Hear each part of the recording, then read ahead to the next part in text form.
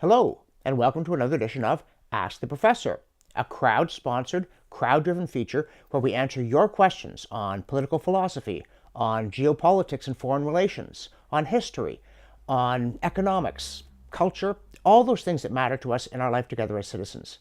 And today's question comes from Isabel, and she asks, how do we decide whether and to what extent we should engage with regimes that have either values we abhor or are repressive?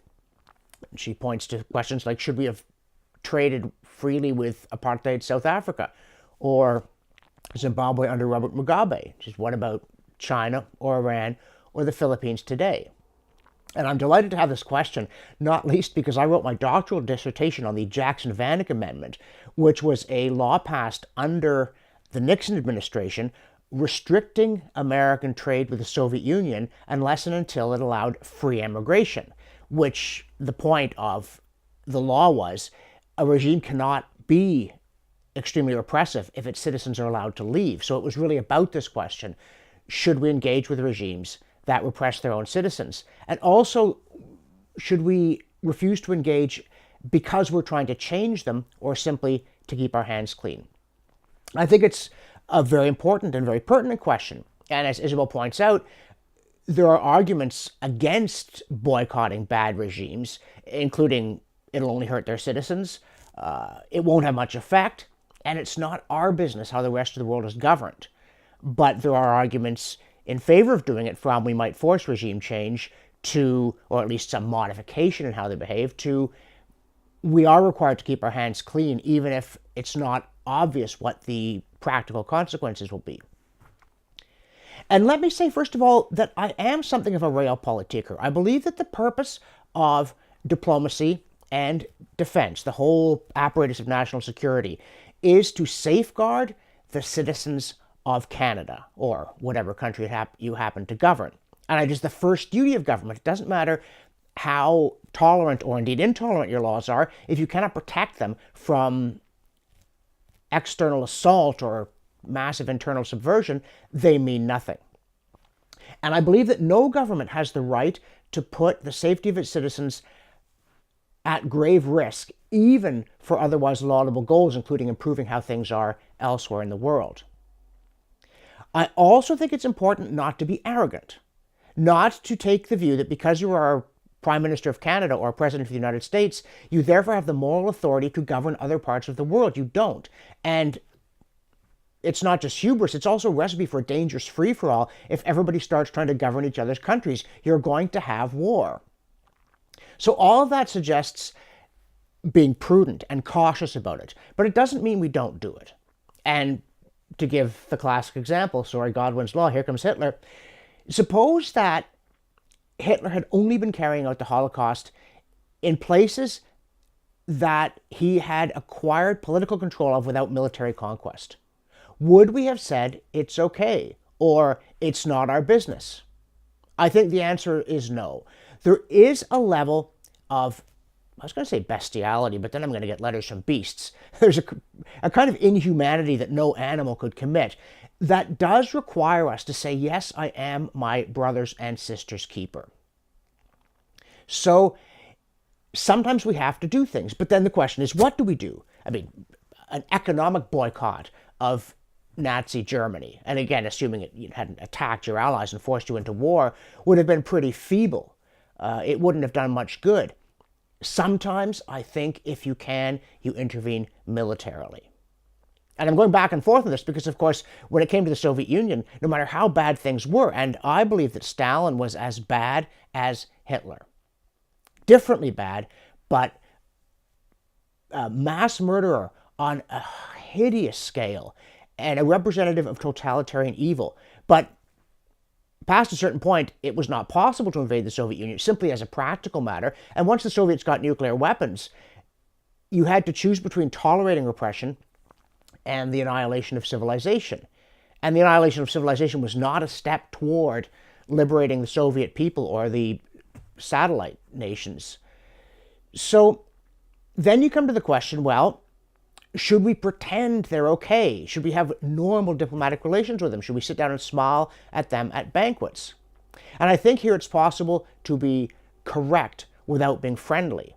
A balance I don't think, by the way, the Canadian government has struck when it comes to Justin Trudeau and China, or indeed previous administrations. I shouldn't just single out Justin Trudeau, though he does seem to do it with a particularly kind of goofy grin and lack of awareness of who it is that he's dealing with.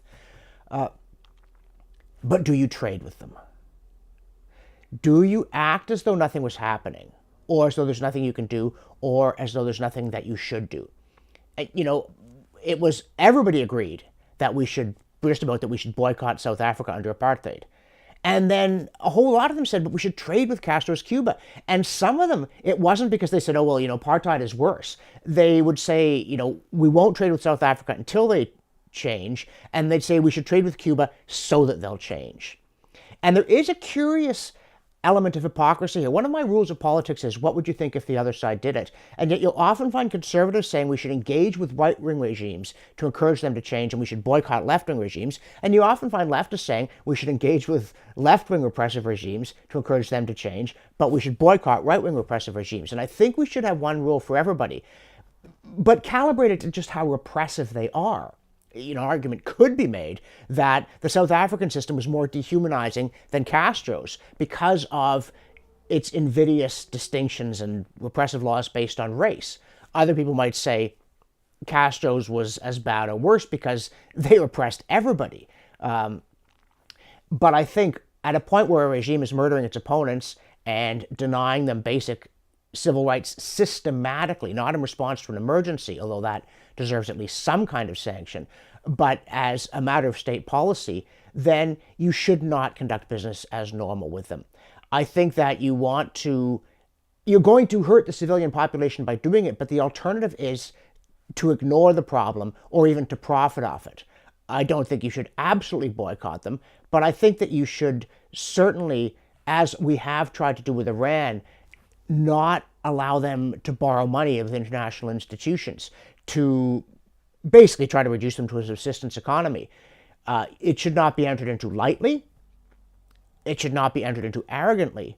But if you know your Bible, the answer to the question, am I my brother's keeper, was yes. In some sense we are. We cannot afford to be indifferent for our own sakes or theirs. So we must put national security first. We must not blunder into wars. We must not, as proponents of Jackson-Vanik did, undertake these measures thinking they will improve relations, when in fact they will worsen them, as that measure definitely did. We should have no illusions about how much we can do to help people in oppressed countries, or about the extent of our moral authority. But I think we have a humanitarian duty not simply to make money while ignoring the cries of the oppressed. And I believe there are situations where the deprivation of human rights is so awful. Again, the Holocaust is an example. I would say the Holodomor was another example. The Rwandan genocide. When mass slaughter is taking place, I think unless we can see that we would lose the ensuing war, or that it would lead to the annihilation of mankind because weapons of mass destruction would be unleashed, I think we have a military duty to intervene. I'm not an enthusiast for war. I am not an enthusiast for what might quaintly be called imperialism, however much it's driven by morals rather than by strategy or by economics.